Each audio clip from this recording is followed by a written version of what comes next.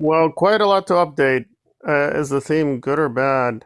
I don't know. I don't know. You shall decide. So, what's going on with Wheel of Time? Well, apparently, video games. So, iWatt, the company that holds the rights to Wheel of Time, all of Wheel of Time except the novels, has hired Sarah Nakamura, who worked on the Wheel of Time show, and is now going to help their narrative direction fan engagement.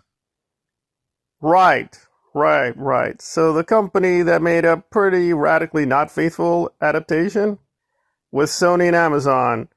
We're moving on to the games, boys. We got Sarah to help us out. Now, to be fair, Sarah did not have any power with the Wheel of Time show. Maybe they'll give her real authority. And was kind of torn with iWatt. So let me give the short story. Basically, Robert Jordan didn't like them. Yeah, so even the creator of Wheel of Time, I think they also got into a lawsuit with Robert's widow, Harriet. So, yeah. Not exactly the best company.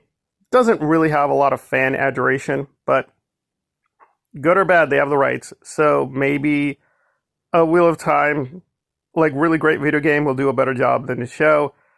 I don't know. Allegedly, there is a video game out there that is Wheel of Time, and it's actually okay-ish, but it's not like this grand spectacle show kind of video game. So, I mean, I don't know. I'm torn. Again, it does happen. Like for instance, Lord of the Rings movie adaptation, not too faithful to the books. If you know the books, you're like, they took quite a few liberties, and I really liked some of the early video games. We're talking the early 2000s, like, oh yeah, some of the video games were kind of decent. But again, they have nothing to do with Tolkien's vision. So, I don't know. At this point, iWatt has nothing to lose because they don't seem to have any appreciation for the fans. But on the other hand, it does happen. Even a company that you hate will put out some good stuff. So maybe the video game version will actually work out and Sarah will help them out. But I don't know. So many questions. I have a lot of doubts that iWatt can do anything with Wheel of Time. But then again, maybe they just had a lot of disastrous coming things. Because again, on the other hand, Rafe's thing is a thing out there.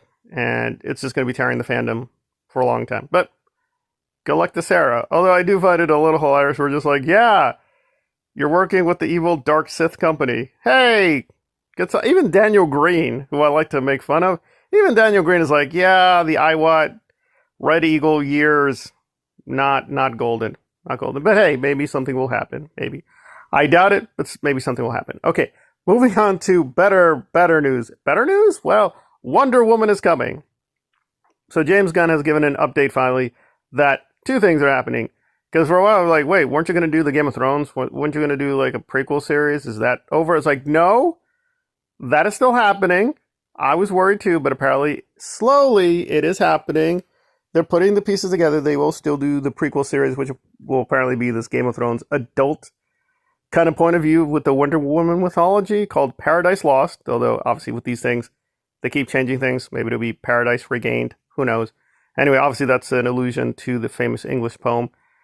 And yeah, so Wonder Woman, not Gal Gadot. Gadot, a replete Gadot. People call her Godot like she's French. It's not Godot.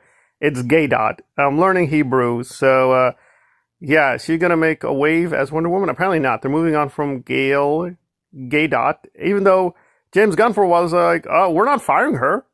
Okay.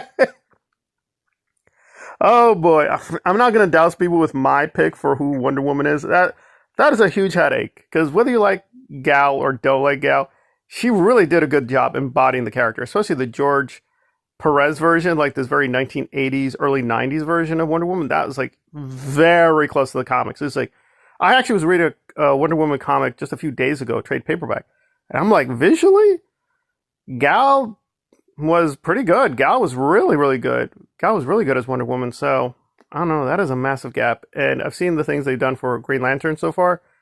It looks terrible. So I don't know. I'm hoping Superman will be great, and I'll be wrong, but I'm guessing the DC universe will remain what I like to label the damn confusing universe. And there we are. But they're working on the script. Didn't name the writer. Again, Wonder Woman has cinematically actually done pretty well. I actually like both the Patty Jenkins. I know a lot of people hate Wonder Woman 84, but I appreciated what she did with that. The first one is a lot stronger, but yeah, Wonder Woman 84 is fine. So they haven't made really one bad Wonder Woman film. Unlike Superman, Superman has a lot of bad films. So maybe they'll get it right. Maybe they'll get it right. But now moving on with, oh my lord, what are we to make of this? And again, these are projections. We don't know for sure, but apparently Ballerina will end up with $35 million at the end of Sunday. So domestically, is it a complete failure? No, but it's definitely below average. And given that they spent about $100 million on this, just on the budget, it's probably going to lose a little bit of money. I don't think it's going to lose too much money, but it's definitely not the gangbang domestic box office hit they were. This is definitely not their Joker. I guess they were going for the Joker, and they end up with Poker. If you've seen my review, and I'll do some more reviews, because it is a good film, but really the only strong thing about it is the action scenes. The action scenes are nice and stylish. They're well done. But the main story is kind of non-existent. I mean, it is so thin. It is Eve gets revenge. Daddy died. She's mad. She's really mad. She's really mad, Anakin. She's going to get her revenge with the gung fu and a blowtorch. And by the way, that blowtorch is real. They did do some CGI, but that is a real thing with the blowtorch. So they did some impressive things with Ballerina. However, two problems. One, the Continental was really awful. It was really, really bad. It was like insanely bad. I'm surprised there are not more hate videos, but it was just so boring. I guess some people were like, I don't care. I just don't care. So if you have John Wick without Keanu, you're going to have problems. Now, I am hopeful that the Kane thing they're going to do is going to be rock solid, but I'm not spoiling things. I'm guessing they're going to have a lot of Keanu in that because they need Keanu. Like, clearly, Keanu is this series. He's like Palpatine or Luke Sky. He's like so central. You need at least a good portion of him. Otherwise, you're going to be in trouble. Like, maybe they can do an Andor, like a really smart spin-off, like series or miniseries or something, but the Ballerina is not that. It is just, it's a fine, it's respectable additional chapter, but it's not necessary. You don't need it to know the John Wick mythology, so it was meant to be what it was. It was like, oh, an extra part of the Empire building the John Wick universe, but it's above average film, but the box office so far is below average. It seems to be working for the John Wick fandom. Like, the hardcore people seem to be okay with it, but the general audience is like, okay, right. Does it have Keanu? It has Keanu in cameos. He's in quite a few scenes. Right, but is it like Keanu? No, it's not Keanu. I can't say honestly it's Keanu. Is it worth your money?